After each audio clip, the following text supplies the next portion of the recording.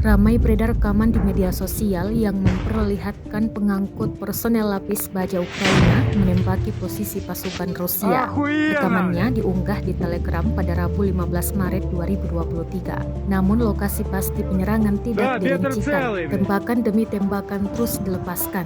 Di akhir rekaman cukup menyita perhatian. Pengangkut personel lapis baja 4E ini berakhir nahas.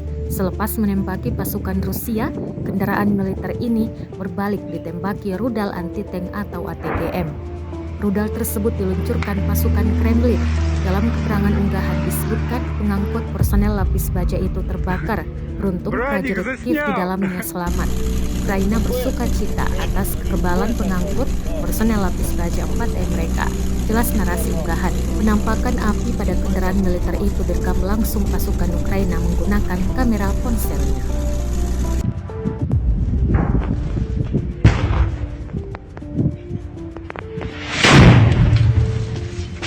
Охуенно, бля!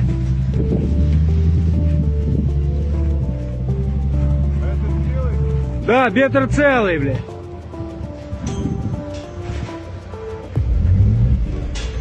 Давай, братка, ебани, бля.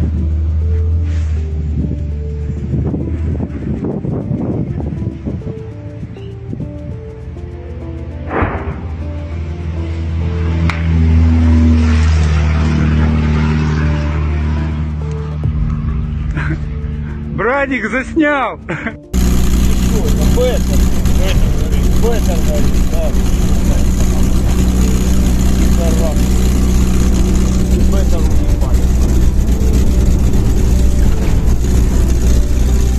Secara total sejak awal operasi militer khusus, Rusia mengklaim 401 pesawat Ukraina dihancurkan, termasuk 221 helikopter, 3.425 kendaraan udara tak berawak, 412 sistem rudal anti pesawat.